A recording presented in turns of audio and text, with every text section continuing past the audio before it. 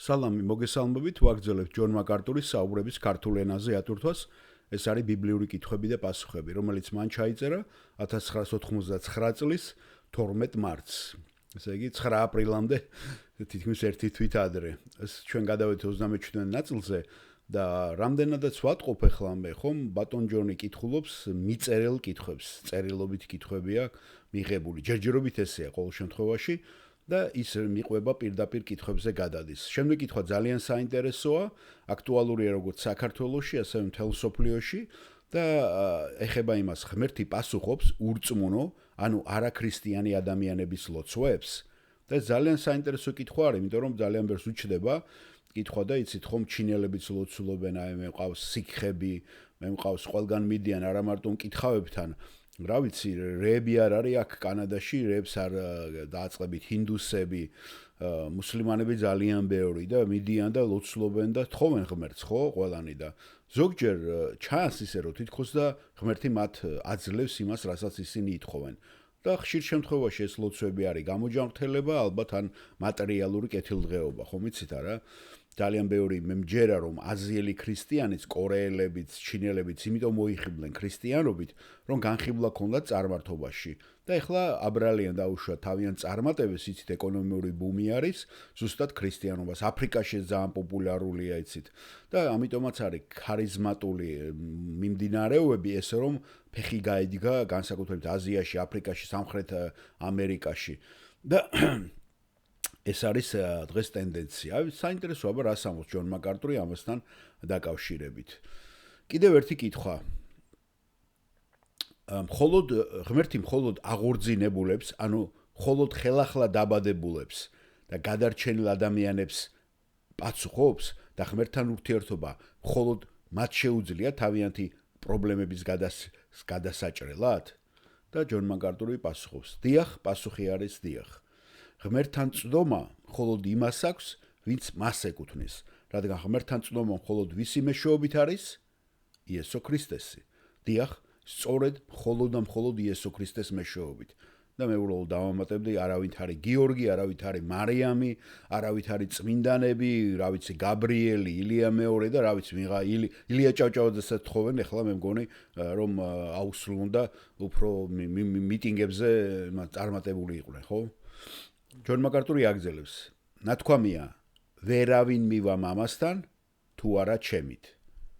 ანუ თქვენ არ შეგიძლიათ ღმერთთან მიხვიდეთ რაიმე სხვა პირობებით, რაიმე მიზეზით.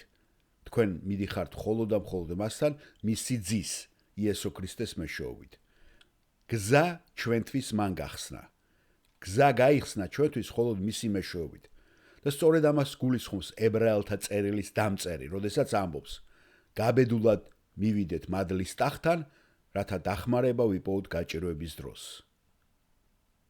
ბიბლიაში არ არის რაიმე დაპირება ღმერთის მხრიდან, რომ ღმერთი უპასუხებს გადაურჩენილ ადამიანის ლოცვას. ესე დაპირება საერთოდ არ არის. და ღმერთი არ არის ვალდებული.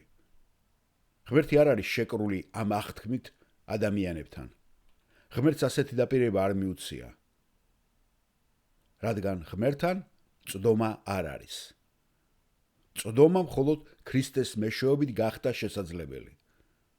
ეხლა ვიღაცა იკითხავს, ეს ნიშნავს იმას, რომ ღმერთი ყოველთვის არ აკეთებს, ან ღმერთი არასოდეს არ გაუკეთებს ადამიანს იმას, რასაც ისინი ითხოვენ? ხო, ეს ძალიან რთული კითხვაა. და არაერთხელ იკითხეს ეს აქაც.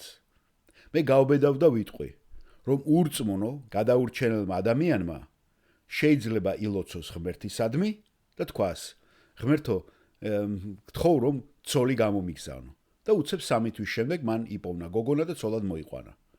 ან შეიძლება ილოცოს ურწმუნო გადაურჩენილ ადამიანმა, ვისურვებდი რომ დედა ჩემი გამოჯანმრთელდეს და მართლაც შესაძლოა ეს დედამისი გამოჯანმრთელდეს. ასე რომ შესაძლებელია რომ გარემოებები ისე გამოიყურებოდეს, თითქოს და ღმერთმა მათ ლოცვას უპასუხა. არადა ეს სინამდვილეში არის მხოლოდ და მხოლოდ ღმერთის განზრახვის, პროვიდენციული გეგმის აღსრულება. ასე რომ კაცის ლოცვას აზრი და საერთო არ ქონდა იმასთან, რასაც ღმერთი მაინც აპირებდა, რომ მოეხდინა. ეს უბრალოდ დამთხევა იყო. მე იმას გულისხმობ, თქვენ თუ ილოცებთ უფალო განკურნე დედაჩემი, ორი რამ შეიძლება მოხდეს. ან განიკურნოს, ან არ განიკურნოს. და თუ იმას აკეთებს ღმერთი, ეს არ ნიშნავს, რომ ღმერთმა უპასუხა თქვენ ლოცვას. ეს უბრალოდ ნიშნავს, რომ ის უკეთესად გახდა, განიკურნა. ასევე მართალია, მინდა ვთქვა, რომ ღმერთმა თავისი მიზნებისათვის შეიძლება რაიმე შეისმინოს არარეგენერებული, გამოუხსნელი ადამიანის ძახილი. საქმე ისაა, რომ ის არ არის ვალდებული ამის გასაკეთებლად. ამაზე არანაირი პრეტენზია არ არსებობს. რადგან ხედავთ იოანესში სახარებაში რა არის ნათქვამი, თუ რამე სითხოვ, ნახეთ, და ამბობს იესო, ჩემი რაა, ჩემი სახელით. თუ ქრისტეს სახელით მოდიხარ, თუ ქრისტეში მოხვალ, მამა ამას გააკეთებს. ეს იესოს სიტყვებია. ამიტომ მას არ აქვს ვალდებულება უპასუხოს სულით განუახლებელ ადამიანის ლოცვას, თუმცა, ვიმეორებ, თუმცა ხანდახან შეიძლება მისი სუვერენული არჩევანის მიხედვით, ხანდახან შეიძლება ასე ჩანდეს, თითქოს ლოცვას უპასუხა. უბრალოდ ისე, როგორც განვითარდება ხოლმე მოვლენები. მადლობთ.